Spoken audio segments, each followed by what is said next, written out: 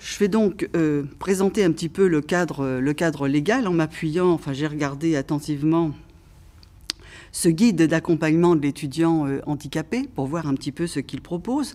Un guide qui est à destination donc des professionnels de l'université, donc essentiellement des professeurs, et qui propose en effet un plan d'accompagnement de l'étudiant handicapé, qui correspond un petit peu au PPS pour la scolarisation. Alors dans ce guide, alors je vais revenir bien sûr sur ce plan d'accompagnement des étudiants handicapés. Dans ce guide, on trouve aussi un certain nombre de catégories de handicap qui sont citées. Et l'autisme apparaît dans la catégorie troubles intellectuels et cognitifs. Bon, alors là aussi on pourrait discuter, mais enfin bon, je ne vais pas trop m'attarder là-dessus. On a vu l'histoire du trouble, etc. Alors, ça serait plus un trouble cognitif, bien sûr, et ça serait bien d'ailleurs de distinguer trouble intellectuel et trouble cognitif, hein, que de les rassembler dans une même catégorie. Enfin, bon, voilà, ça c'est encore un autre problème. Et après, en fonction de ces différentes catégories donc, qui apparaissent dans ce guide, eh bien, il y a un certain nombre de mesures de compensation qui sont proposées, ainsi que des adaptations. La question de l'orientation professionnelle est également abordée, et je l'aborderai aussi un peu. Alors, pour ce qui est des droits des étudiants handicapés dans ce guide, le guide rappelle bien sûr la loi du 11 février 2005, la loi sur l'égalité des droits et des chances, la participation et la citoyenneté des personnes handicapées.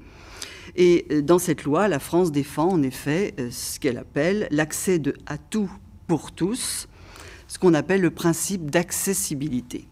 Et selon cette loi, donc la loi de 2005, eh bien, l'État doit garantir à tous, c'est-à-dire à la fois aux enfants, aux adolescents, aux adultes aussi handicapés, l'accès à toutes les institutions ouvertes à l'ensemble de la population, et le maintien de ces enfants, adolescents et adultes, dans la vie ordinaire, donc aussi bien la vie scolaire, le travail, l'université, etc. Bien sûr, pour ces étudiants, si on veut les accueillir en milieu ordinaire, il faut, comme on le fait pour la scolarité, ouvrir un droit à compensation, avec des financements, bien sûr, liés à la perte d'autonomie.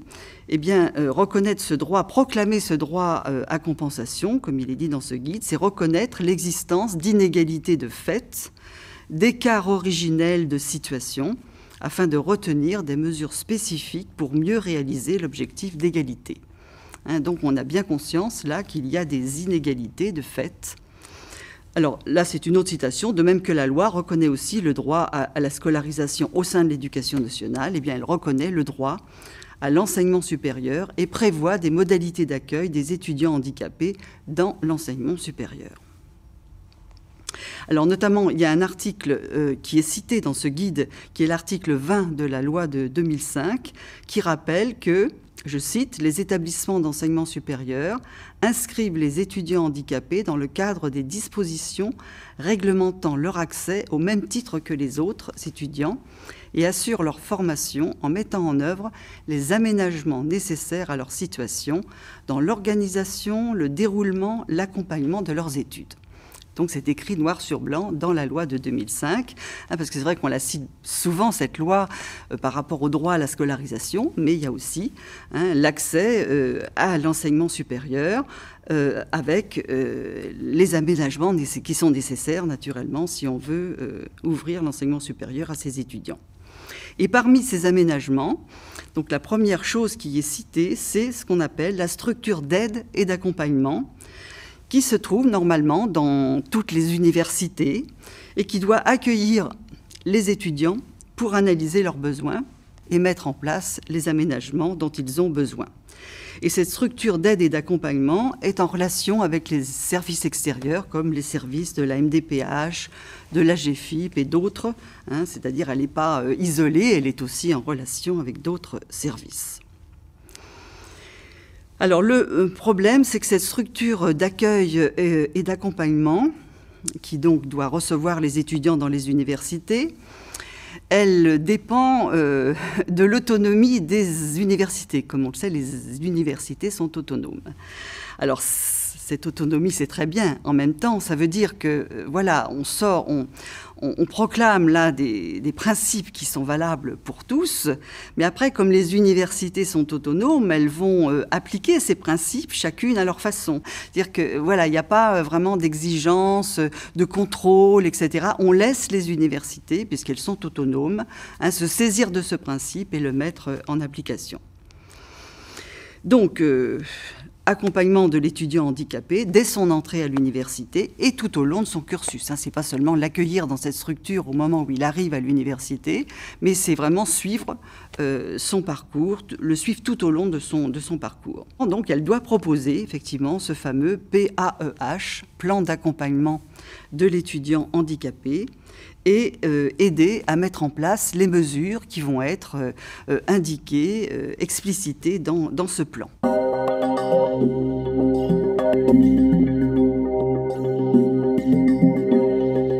Qu'est-ce que c'est que ce plan d'accompagnement de l'étudiant handicapé, ce PAEH? Comme le PPS, il va se construire et s'élaborer sur la base d'une évaluation des besoins de la personne. C'est-à-dire qu'il faut d'abord évaluer les besoins. Donc l'étudiant arrive à l'université. Il a bien sûr, c'est la suite de son parcours. Auparavant, il était au collège et au lycée bien sûr. Et donc là, il arrive à l'université, eh bien on doit évaluer ses besoins. Et c'est ce qu'on appelle une équipe plurielle, en collaboration bien sûr avec la MDPH et les autres partenaires. C'est-à-dire que voilà, il faut qu'il y ait une continuité du parcours. Il ne faut pas qu'il y ait de rupture.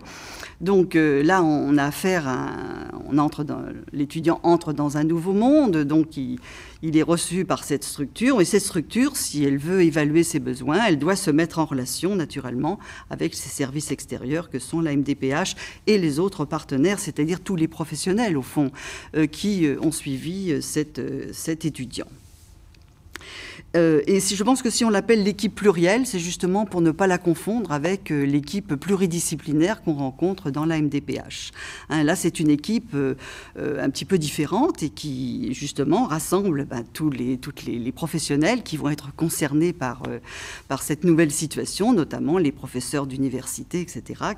Alors ce plan, une fois qu'on a évalué les besoins de l'étudiant, donc va comporter ce qu'on appelle des mesures d'aménagement. Donc là, on ne parle pas des adaptations. C'est marrant, c'est vrai que le vocabulaire est un petit peu différent et c'est une bonne chose, parce que là, on change de monde, on entre dans un autre monde.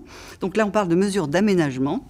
Alors ces mesures peuvent être, par exemple, l'étalement des unités d'enseignement sur plusieurs années. C'est vrai que certains étudiants peuvent avoir besoin d'un peu plus de temps que d'autres pour effectivement